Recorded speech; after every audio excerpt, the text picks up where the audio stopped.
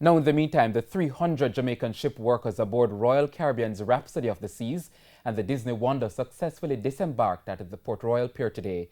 Minister without portfolio in the National Security Ministry, Matthew Samuda, says the Jamaicans have been tested for COVID-19.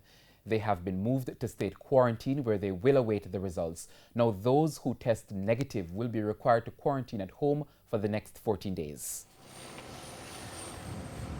They go through a health screening first, which checks temperature and confirms that their name is indeed on the manifest and in the JAM COVID system. They then go through 2 other health checks, which ends in them being sampled so that sample can be sent for COVID testing. After that, they go through the usual immigration and customs process. At the last step, they're then one final health check. They're allowed to board the buses that carry them up to government quarantine. In government quarantine, they wait until they get their results. Once they're negative, they're allowed to complete their 14-day quarantine period at home.